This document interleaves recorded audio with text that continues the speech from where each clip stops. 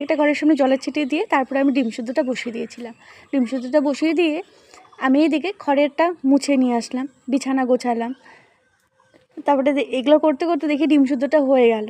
ওটা নামিয়ে তারপরে আবার ওই হাঁড়িটাই ভালো করে ধুয়ে ছেলে মেয়ের জন্য আবার ম্যাগিটা বসালাম। ম্যাগিটা আমি খুব একটা প্রতিদিন কিন্তু খাওয়াই না। যেদিন কোথাও যাওয়ার থাকে বা তাড়া থাকে সেদিনই শুধু আমি ম্যাগিটা খাওয়াই।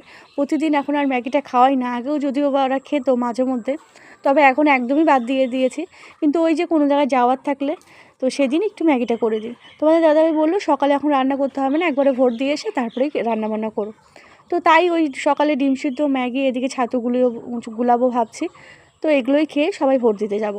আমি আবার ঘর ঠর বারান্দা মোছা সব হয়ে গেছে। জামা কাপড়গুলো কেচে ভালো করে ধুয়ে মেলে এসে আমি আবার এই যে রান্নাঘরে এসে ডিমটা ছুলে নিলাম, ডিমটা কেটে দিলাম, বাচ্চাদের খেতে দিয়ে দিলাম। ভালো লাগার জিনিস কী যে বলো না তুমি। মামা তুমি এটা নিয়ে নাও তো, প্লেটটা নিচে না খাও।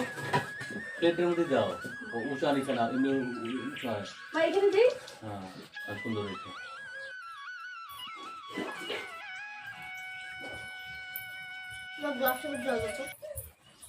Good morning everyone, welcome back to my channel. আমরা চলে এলাম নতুন একটা ব্লগ ভিডিও নিয়ে। আজকে এলো এপ্রিলের 23 তারিখ। আজকের বারটা হলো বৃহস্পতিবার। সকাল থেকে পাহাড় সমান কাজ ছিল, মোটামুটি হাফ কমপ্লিট করে ফেলেছি, হাফ বাকি আছে। সর্বপ্রথমে আমি এখন খাবারটা খেয়ে নেব, কারণ এই খাবারগুলো ঠান্ডা হয়ে যাবে।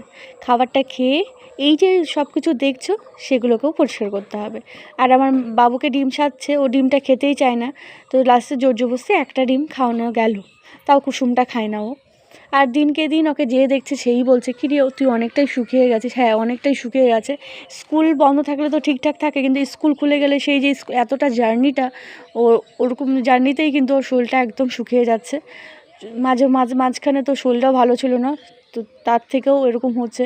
ওকে যেই দেখছে সেই চিনতে পারছে না, বলে এটা দিশান নাকি, দিশানকে তো চেনাই যাচ্ছে না। তো এখন তো কিছু খেতেই চাইছে না কদিন থেকে, আমাকে নিজেকেই ওকে খাইয়ে দিতে হচ্ছে। হাত দিয়ে যদি ভাত খায় ওই একটু খাবে আর বাকিগুলো সব নষ্ট করবে। তোমার দাদা বলছিল না এখন তাড়াতাড়ি করে রেডিটা হও। তো বলছিলাম দাঁড়াও, রেডি তো হবো, ওখানে গিয়ে তো আশা করছি দাঁড়িয়ে থাকতে হবে।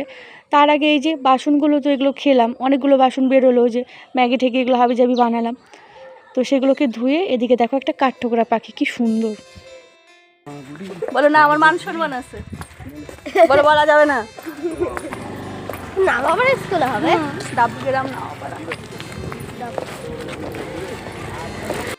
30 জনের পিছনে দাঁড়িয়েছিলাম। 5 মিনিট দাঁড়িয়ে থাকার পর ভোট দিয়ে সবার আগে বাড়ি চলে আসলাম, কারণ বাচ্চা ছিল যে